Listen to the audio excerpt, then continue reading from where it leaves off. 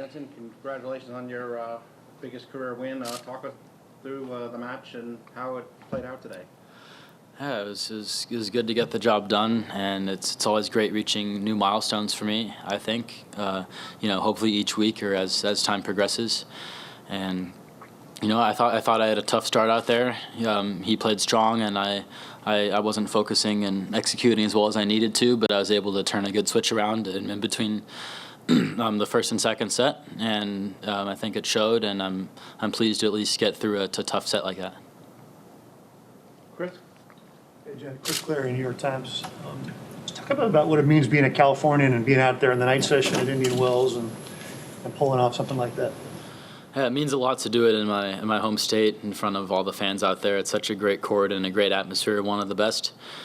And yeah, it just makes it even more special to just play in front of these and get some wins in front of this crowd.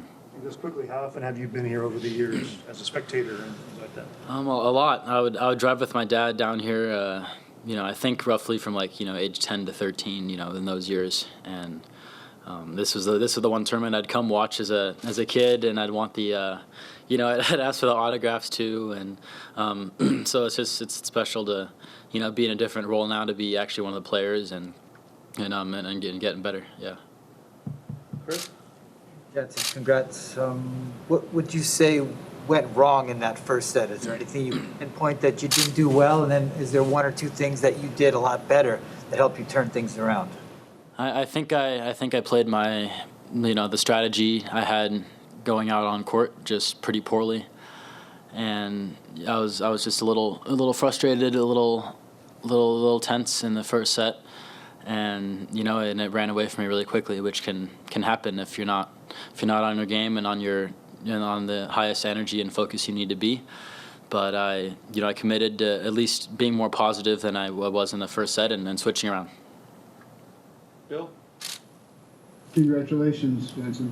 I think it's fair to say maybe your serve isn't as big as Isner's, maybe your forehand isn't as big as Berrettini's, backhand not as elegant as Tsitsipas's, but do you think in some ways you're underestimated as a tennis player and an athlete, and in some ways do you think that helps you? Because you sure frustrate a number of opponents.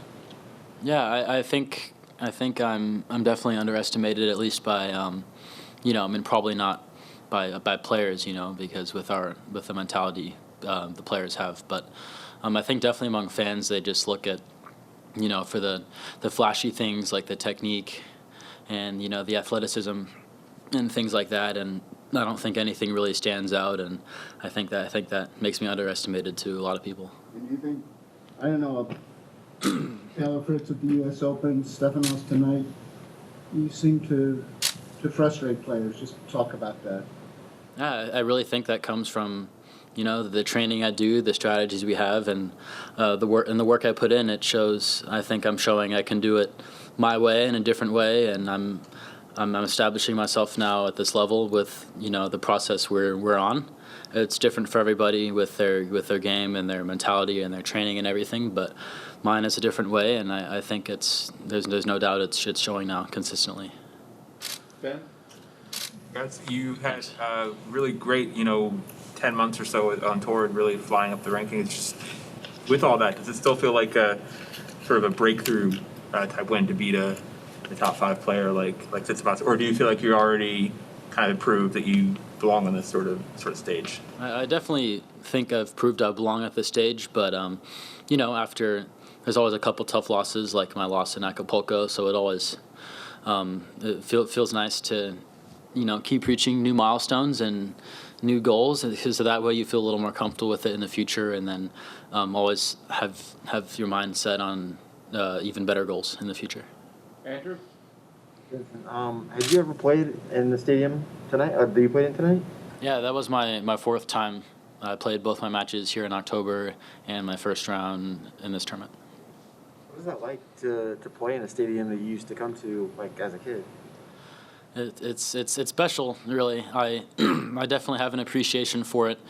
In my process and everything, I never think about it now because that can't be my focus. But at the same time, it is in the back of my head how special it is and how cool it is. And like with any other situation, as I get used to it more over time, I'll just keep getting more comfortable with the different situations. Like for instance, that court bounces higher and it's just a little different than the other courts. So it's just getting used to the different courts and situations over time on tour.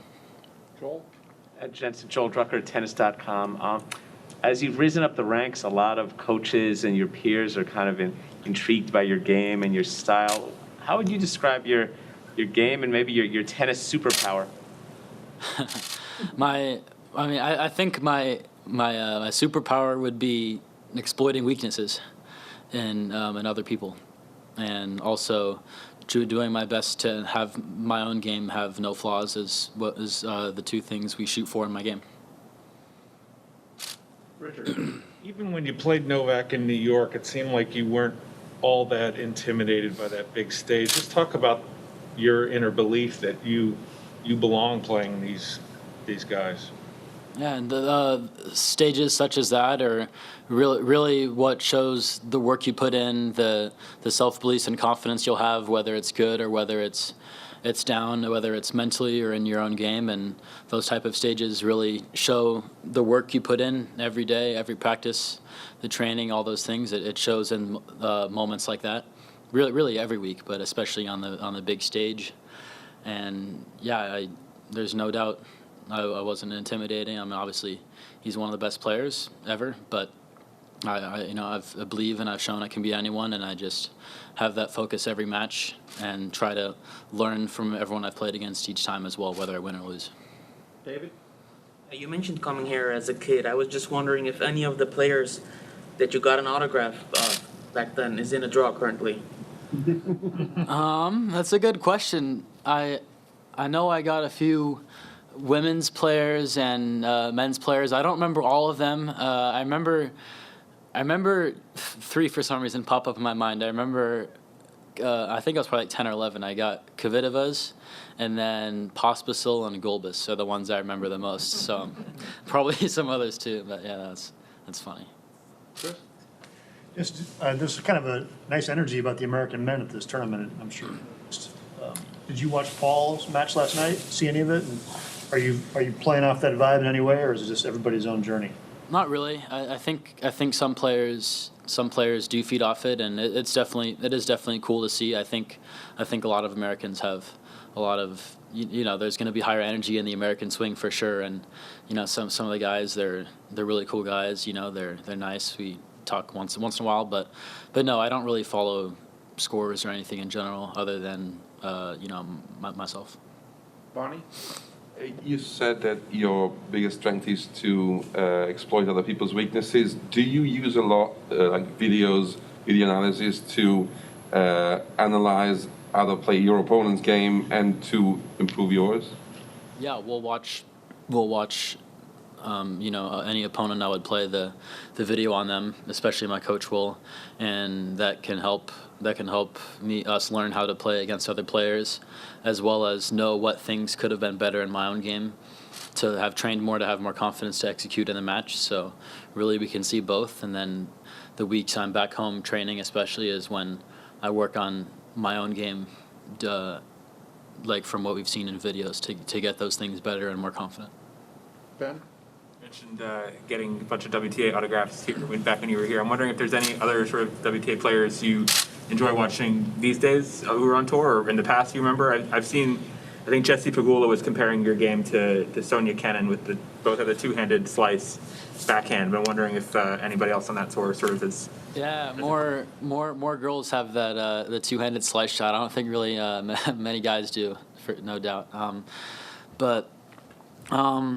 I mean, obviously, when I was younger, I watched the Williams sisters. They were the top, and I don't watch too much, but from time to time, I'll see women's matches too, and no one really too specific, but yeah, no one stands out. But it's fun to watch. Like they're not as much my competition, I guess, but it's cool. It's still cool to watch tennis. I like the sport, but yeah. Bill? Jenson, you had all those great runs last year. You had the Ash moment with Novak, great performance here. They were talking about exploiting weaknesses. Is there one situation where grass, hard court, top player, whatever, where you took advantage of a weakness that was most satisfying to you, that gave you the most satisfaction in your career so far? Like in a specific match? Yes, exactly. I need to think about that for a second. I really think there's been a few in the finals of the Orlando Challenger last year in the finals of the Cleveland Challenger last year in February was a time we worked on multiple things in my game after that match that we saw. There's always a few times we see multiple things to work on rather than maybe one or two. And one that comes to mind too against in Felix in DC. I'm sure there's a lot of examples, but I think in that match was great to see that I was able to exploit it, and you just keep the best you can at least, and you get the confidence from that. And there's many matches, I think, but there's always a few that stand out. Ben? Part of what makes your ranking rise pretty remarkable is that you did it with missing Australia. So I'm wondering how much that sort of has been a motivation for you to make up for lost time, or how missing that first start of the year has affected you in these last couple months. Could you say the first part again? Sorry. So one of the things that makes your fast ranking rise and everything remarkable is that you had to miss the Australian Open. Yep. So I'm just wondering how that sort of unusual twist to your year, is that more motivation or driving you, or not an issue for you? How has that affected your first quarter of the season so far? I think it just added more motivation.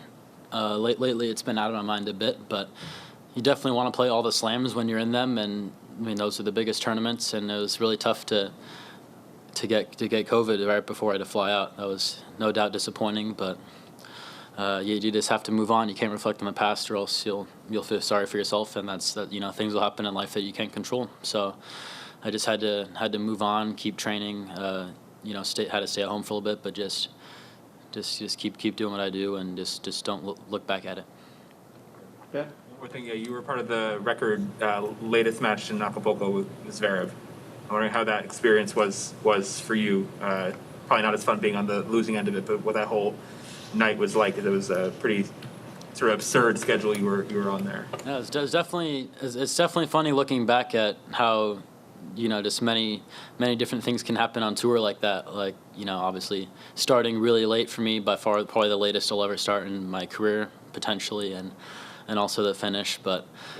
It showed I've never had more energy at 1:30 a.m. in my life, but yeah, I mean it just shows you have to keep your disciplined way, whatever time you're playing or any outside situation you can't control. Just it's fun to have those challenges though and be able to overcome it. And I still thought I played at a good level in that match, so yeah, it's definitely good to overcome things like that.